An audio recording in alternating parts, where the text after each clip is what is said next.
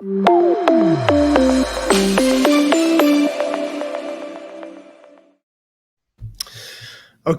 here we go. My guest today, super excited about this, serial entrepreneur, speaker, founder, and CEO of Everbowl, and from right here in San Diego, Jeff Fenster here today. Jeff, what's up?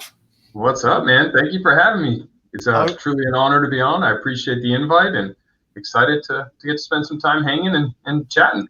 Well, there's I appreciate you being here. There's so much to talk about. And so I'll try and limit it to, be conscious of your time a little bit here. Really want to talk about Everbowl, but I want to go back a little bit first and kind of talk about you a little bit. Because I know you went to law school, and then I think the story goes that you were thinking about becoming a sports agent, but then you somehow transferred pretty hardcore into being an entrepreneur. So how did that happen? Sure. Yeah. So definitely went to law school with the idea of being a sports agent. Loved sports, wanted to stay connected to that industry, even though I couldn't be a professional athlete. In my third year of law school, had a job lined up, was going to be a sports agent, and met my wife. We got engaged, my fiance. We had a little daughter, and ultimately didn't want to have to travel around the world representing talent and be an absentee father, understanding the needs that come with that role and that profession. And so when I graduated, I just made the decision that being a dad went more to me than being a sports agent. And so had no idea what I was going to do with myself. I had 6 figures in law school loans and that I had to start paying back, and a little baby and a fiance. So life, I guess you can call it, responsibility. And back then, entrepreneur wasn't really even a word. I probably couldn't even spell it or knew what it meant. There were employees and business owners back then, and I was in no position to be a business owner. So I got a job. I went and got a sales job selling payroll services for ADP, the payroll company, and thought that was a good way to kind of figure out what I was going to do with myself, what I was going to do in life. I knew I was good in sales, and I had a friend there. And so I took the job and was fortunate to utilize my approach to selling has always been making friends and utilizing a solution-based sales approach. And rather than sell people, I just made friends and networked and helped as many people as I could, and in turn usually was able to slide my services or products in there, and was the #1 sales rep in the country my first 6 months at ADP. Made a lot of money and built a big ego, and was living the cool lifestyle world experience of golfing 3 days a week, working 10, 12 hours and making 6 figures, and thought this was the dream. I was like, hey, I'm going to be an outside sales rep for ADP forever. This is it. I'm set. 6 months later, or 5 months in, I bought a house, my first house with my fiance and my daughter, had a wedding date, and everything was good. And I had earned an annual bonus of $17,000, which was supposed to go to my base pay. And so I went to my boss in January and I said, listen, I earned this bonus. Can I start getting an increase in base? I just sunk all my reserves into the house, and I still had these loans and a wedding to pay for and a kid. And my boss said I had to wait to the end of the fiscal year. And I said, well, that's not till the end of June. So you mean I don't get the raise until July? And they said, yes. And I said, well, that doesn't make sense. I've already earned it. And I really had a hard time. That whole idea of trading time for reward and not being able to be done just based on my merit really just felt like I was in a prison. And I went home that night and told my fiance I wanted to basically give them an ultimatum and threaten to quit if they didn't give it to me. And if I had to quit, I wanted to move us out of the house we just bought, move in with my mom and dad, and start a payroll company because F ADP, and I was going to go steal all their clients and build my own empire. And it was my ego. I was 24 years old, and it was all ego driven, and she was supportive. So I went in, I threatened to quit if they didn't give it to me. They called my bluff. And so I literally quit my job and moved out of the house we had just moved into, and moved in with mom and dad and my daughter and fiance, and started a payroll company out of my mom's kitchen, not knowing anything about what I was doing or how I was going to do it. Wow. So the first company that you started was a payroll company.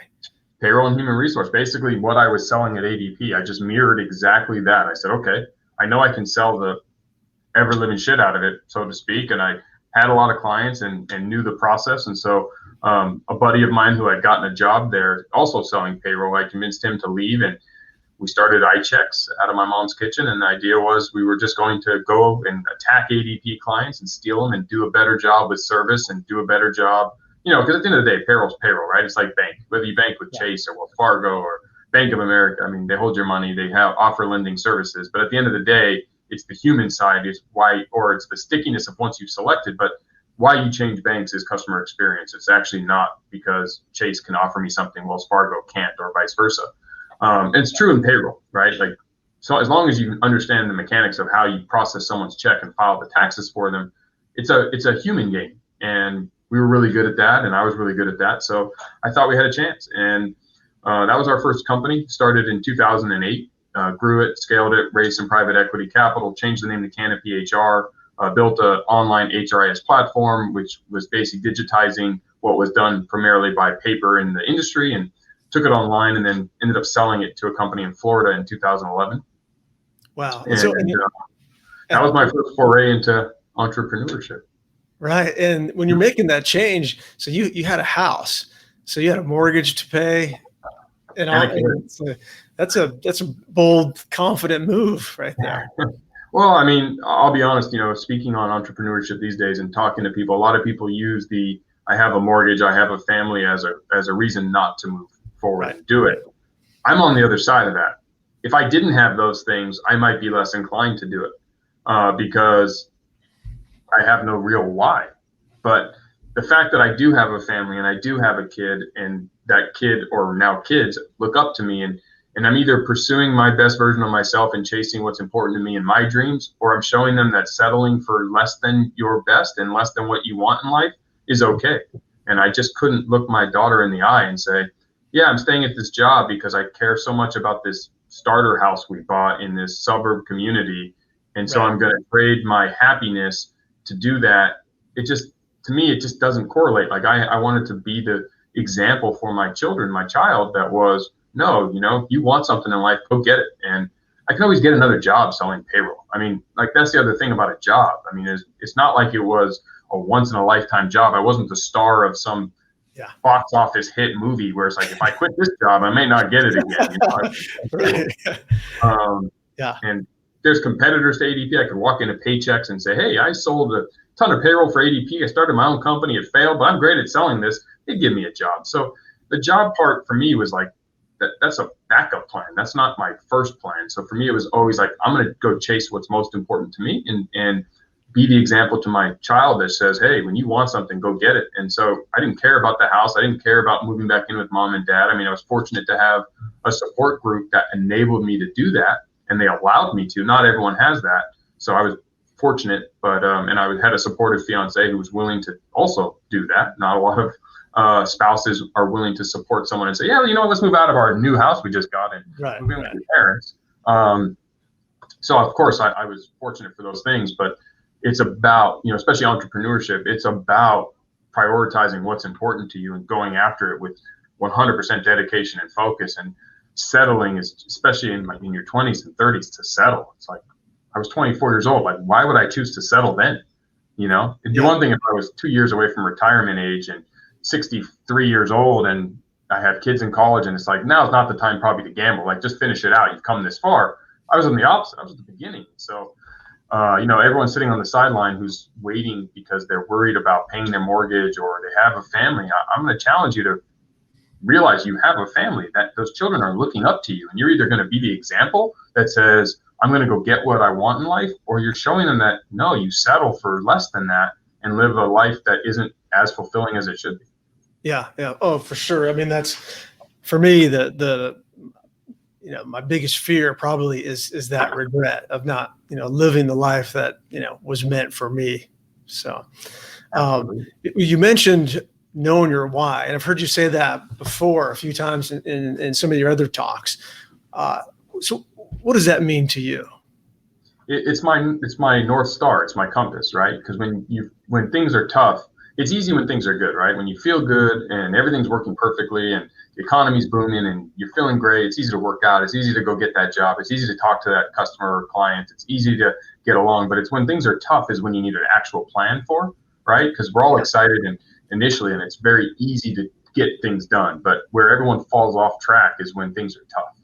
And so in the tough times, in the big storms of life, if you don't have a North Star or a compass that's leading you and you can fall back on to focused on that one element, then that's where you get off track. And so if you have a strong why as to why you're doing whatever it is that you're doing, that could be your North Star. So, at Everbowl, our why is to promote an unevolved lifestyle. It's to promote everyone being their best self through movement and eating real food, stuff that's made from stuff that's been around forever. And so as a result of that, no matter what we're dealing with as a company, our why is, does this blank, whatever that is, does that help promote us towards our goal of helping people achieve an unevolved lifestyle, promoting an unevolved lifestyle? So I can get through all of the nuances of business and the congestion of the world and say very simply on a binary basis, yes or no. Does this help promote that? No, don't do it. Yes, do it. Same thing personally, right? Whatever your why is, when things are tough, you can evaluate all the shit that's in front of you and say, does this help me get closer to that?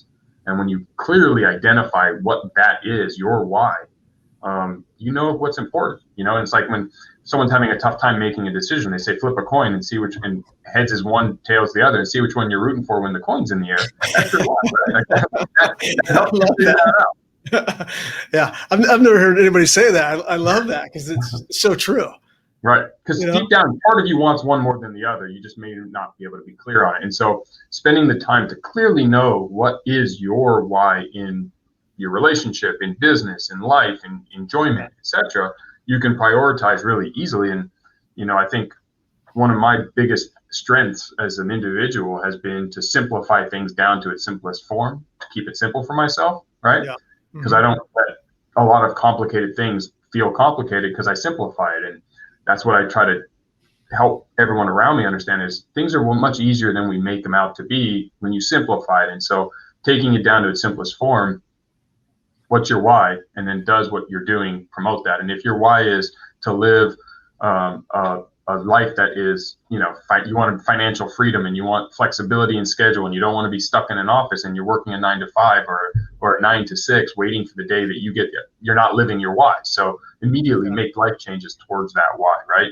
Or if you're building a company and you want to be an unevolved lifestyle brand like we do, and we're focusing on things that aren't promoting that, well, then we're not moving closer to our goal. So all these other ancillary objectives or things that we're thinking about aren't the real stuff for us. If we get out of that, we could be laser focused on our why and go get it.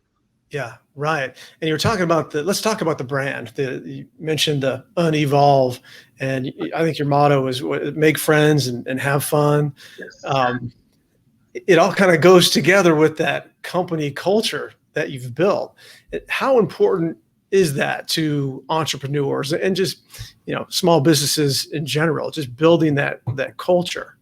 If you're not a one man or one woman show and you're going to have employees, it's everything, right? Because the same thing that we're talking about, simplistically, your culture, your company culture, the why you are all together is what drives you, right? So at Everbowl, the two main rules to work with us is make friends and have fun. So if you're someone who doesn't like to make friends and have fun, you're not going to enjoy working with us. And we're not going to be a company that you're going to feel empowers you to be the best version of yourself.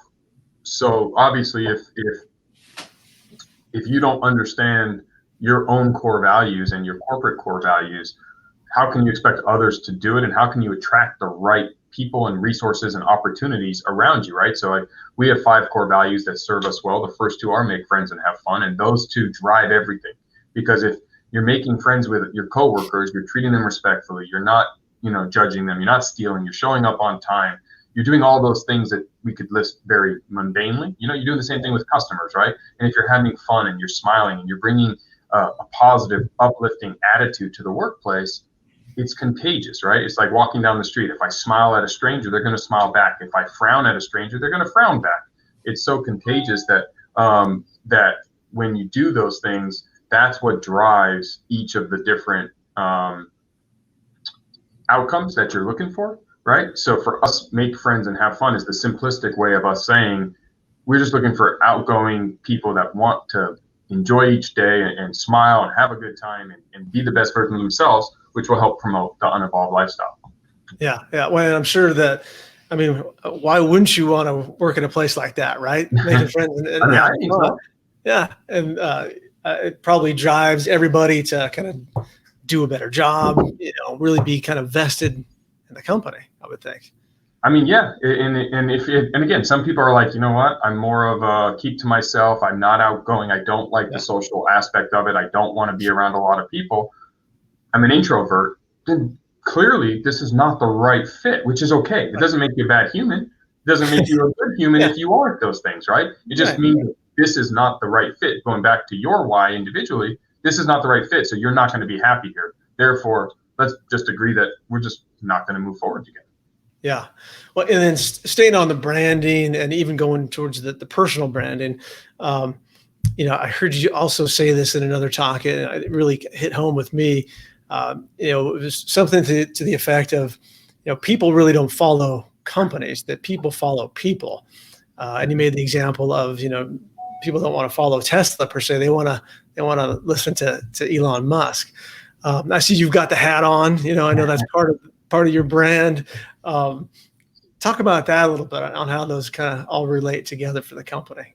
Yeah, I mean, it's what inspires us, right? We're humans, and we're community driven by, like, in the DNA of human beings, people congregate together, and so inspiring humans is what drives change. It's not rules. It's not a set of material. Like, Steve Jobs is what made Apple Apple. And did Yeah. he actually create the technology? No, but his ability to inspire the team to come up with that, and then inspire customers to understand it and embrace it and want to be part of that Apple culture, or what Elon Musk does at Tesla, or what Jeff Bezos has done at Amazon, or what Bill Gates, even though he's a very different kind of human, did at Microsoft, or even Zuckerberg did at Facebook. The fact that we name them shows that it's the human side that drives it all together. And so when you're building a company, if there's a distortion between the company's culture and the CEO or the founder or the visionary's culture as a human, it's not going to grow, right? It's contradictory. If I was someone who smoked cigarettes all day and just ate McDonald's, but wanted to create Everbowl and promote an unevolved lifestyle, but I wasn't living and breathing that, and there was a true differentiator between my core values and the company, it wouldn't be authentic. It would be fake. And so I couldn't inspire people to do what I say, but not what I do.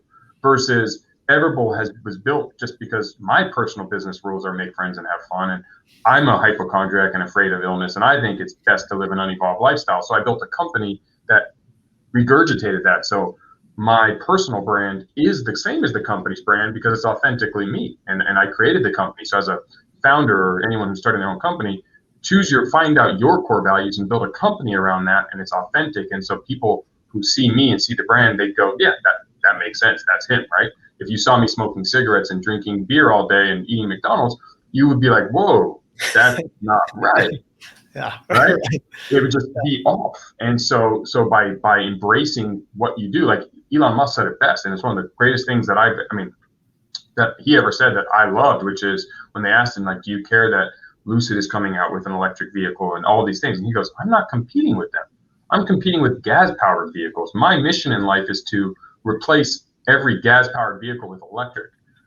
Everbowl, my mission in life is to promote an unevolved lifestyle. If you go to one of my competitors that is doing the same thing we're doing and is doing it right, I support you. Obviously, I would prefer you come to Everbowl, but my mission is against the fast and the fried. It's not against my competitors that are doing quality superfood bowls in a similar fashion for a similar price point in their own spin on it. They're not my competitors. To the outside world, they feel like that's my competitor, but it's not. I'm promoting a movement towards health and wellness and being the best version of yourself. That's the focus. I obviously prefer you come to Everbowl because I'm growing my own brand and it's our company. But if you choose my competitor because you just happen to like their bowls better than ours, but you choose it over McDonald's, I support you. Good job. Yeah. Like we're aligned. And so that's kind of the next evolution of that authenticity of what is your why, because it's not to make money. And too often people think business is about making money. And if you chase money, it runs. It's like chasing an animal or a boy or a girl or anything. People and things don't like to be chased, right? And so just have a strong why, go after that. Money's the byproduct usually of a good business. And a good business is something that is solving a real problem in the world or providing a real solution or service in the world and done in an authentic way. And that brings people together. So you've got your brand and your lifestyle, and you're always promoting that lifestyle. How is social media a part of that process? I assume it's a really big part now. It is. I'll say this truthfully. It's a necessary evil, in my opinion, because I do want to unevolve, which means the technology side. I mean, I'm not technologically, I'm not against technology, but I am against having to air my entire life on a digital format for everyone else. But unfortunately, it is a requirement in today's world because we now use these mediums as a way to communicate with the masses, right? So I've had to embrace it, and I've had to expose some of my personal side of life because people want to get to know the person, right? They want to understand. They want to know who is the person behind the company or the people behind the company. And by seeing that, and they see that I am living that unevolved lifestyle, I am eating my own dog food, I am authentic with what I'm saying, that provides a layer of validation that the consumer wants in the marketplace, right? The consumer wants to know that. Like, that's what was so telling when you, like, there's a documentary, and I'm blanking on the name, that got into social media that showed that the social media execs at all these companies don't let their families actually use the tools, right? Because they feel like it's negative. And I don't remember, it's a documentary on Netflix, which is really telling because of how we are manipulating the human psychosis with social media, and how we're able to do things that can create false realities for humans. Now, I'm not getting into all that right now, but it's telling because when I realized that the CEO of Instagram and the executives at Instagram don't let their children use the tool, my question is, why not? I would love my kids to eat my Everbowl every day. I let them. My oldest daughter not only eats it, she works there, right? If I didn't let my kids eat my food, that should make consumers wonder why, right? So if I owned a cigarette brand and I didn't make my kids smoke, then my question is, why are you smoking? Yeah, right. Absolutely. So for guys like me, for example, so somebody who is, a little bit later on and hasn't been part of social media, over the past 15 years, who's just starting out, but they've got a business. And I know that things like this podcasting and video series, I think you would promote, and I've heard you talk about that. How does some other people in the older generations get into the game a little bit? I found, taking baby steps has helped me to, do a post and then do something else, and it gets a little bit easier. What do you suggest? Exactly that. Start with the guy. One of our core values is Kaizen, get 1% better every day, but it's also build 1% every day. And exactly. So the goal of social media for people just starting is to get your message out there and to attract your tribe, whether it's customers or whether it's coworkers or recruiting talent or selling a solution or a product or a service, whatever you're doing. The goal is to utilize the platform to get that out to the world. And so, if you're not doing it, you need to do some form of it, and you need to identify what your business needs are and how you can use it. It's a tool, right?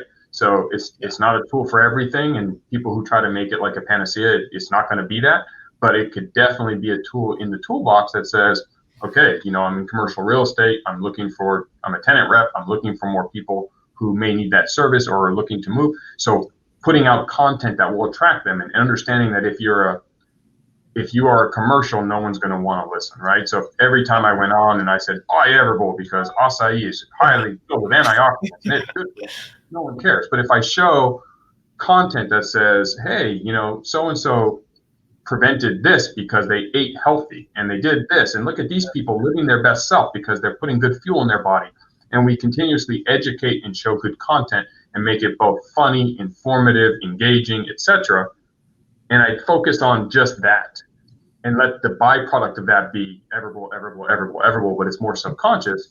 That's what I use to try to attract people, and it doesn't tune you out. And so same thing with social media, like getting to know you as an individual and understand, like, hey, Bob is these things, and he's also a tenant rep, and you know what? Bob's a cool guy, and I need a tenant rep. I'm going to call Bob, right? Yeah. It's just the long game. It's just the same thing we do in the personal basis of networking, which is you don't meet someone and go, hey, I'm a tenant rep and I want to represent you. It's like, you know each other. So it gives you the option to show what part of your world you're willing to share. And then hopefully if you provide content that's informative or funny or engaging or provide something that makes me want to come back, you're now earning the opportunity to then drip what you do professionally or what your company does professionally that may or may not meet one of the needs I have. And so for us, it's again, Everbowl, for us, it's about fuel for movement. It's about activity. It's about engaging people who want to live an active lifestyle, who want to be the best version of themselves and want to unevolve. And so we're going to show active humans, football teams, baseball teams, lacrosse, girls soccer, tennis, gardening, biking, laying out at the beach, taking the stairs instead of the escalator, parking further from the grocery store and walking those extra steps, taking your dog for a walk, eating real food, what good food does for you, how you can prevent, and all this stuff. And occasionally we're going to say, oh, by the way, come to Everbowl, right? And I try to think of it using it like a commercial on TV. When the commercials come on is when you go make your sandwich, right? But during the Super Bowl, you watch the commercials because they spend more effort during the Super Bowl to make them engaging because they know that they have such a big audience. They try to make them funny or informative. And so less people get up to leave. They actually, like some people only watch the Super Bowl for the commercials because they find them to be hilarious, right? That mindset should be applied all the time. And if you use it on social media, it can be extremely powerful. By the way, my daughter loves the bowls, and I love the coffee, the superfood coffee. It's like having breakfast and coffee. I'm going to have the coffee anyways, so I might as well have breakfast in there too, right? That's our unique selling proposition is exactly that. You drink coffee every day. You may not eat superfood, so put the superfoods in your cup. I love it. How did you get into the Everbowl business? I don't think you had a lot of restaurant experience when you got into it. No, zero. I had sold a digital marketing agency and was kind of figuring out what I was going to do next. I jokingly say I was driving my wife and kids crazy. And they said, go do something you're passionate about. And this is my passion. I mean, I'm super passionate about prevention of illness and being the best version of yourself and recognizing that the fuel we consume on a daily basis and the movement of our bodies makes us be our best self. Because when you eat good, you feel good. When you feel good, you perform good and you look good. And when you perform good and look good, you get the results you want. And when everyone's being their best version of themselves, they're happy, right? And that's the secret in life. And I'm afraid of disease. And I realized that a lot of people, especially in America and the Western society, are plagued with a lot of these conditions: heart disease, stroke, obesity, cancer, diabetes, hypertension. And the science has proven that 80% of these conditions are either preventable or delayable with lifestyle choices. So it's like, we know smoking is bad for us. Why do we smoke? Because they put nicotine in it and it's addicting. Okay. We know eating bad is bad for us. Why do we do it? And so I saw there was an opportunity to match two of my passions, startups and industry and running business, as well as health and wellness, and put them together. And so Everbowl was the byproduct of mirroring two things that were really important to me: health and wellness and startups. And so I started a company trying to play my part on that and push and promote. And I thought there was both the opportunity was there, but also that the world's ready. When you look at your daughter and who's fifth, sophomore, and mine as well, in this generation, they choose to eat healthier anyway. We grew up where I grew up on microwavable dinners and fast food, and these kids today aren't. And the science is there, the information is there. They want healthier options, but they're not always available. So there was an opportunity in the marketplace to solve the problem and do good and leave a good legacy and all the things that were important to me. And so it was clear. It was like, this is it. This is what I'm going to go sink my all into professionally. And it totally aligns with me personally. And so it was a natural fit, and I couldn't be more excited to have found it.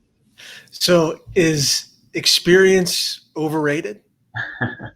The most overrated prerequisite, yes. You can't get experience until you do it. And unfortunately, too often experience is going to hinder you from how you can be successful, because most industries, you gain experience by doing it the way that others are doing it. And so then you create a Me Too business, and a Me Too business doesn't stand out. And so the ones that actually truly disrupt markets and actually grow and scale are the ones that do it differently. And you need that with clear eyes and different thinking. And so by coming into an industry with zero experience, and I jokingly, or not jokingly, I emphatically say experience is the most overrated prerequisite to starting a company, because by coming in with fresh eyes, you can truly disrupt, and you don't need to do the same thing everyone else is doing. You can just apply modern, real world, real time business acumen and tools that are available and go for it. And there's plenty of people there with experience if you need to bring them onto the team or ask questions. And so for us, it's just been great because our entire team had zero restaurant experience. So we're in the entertainment business, really.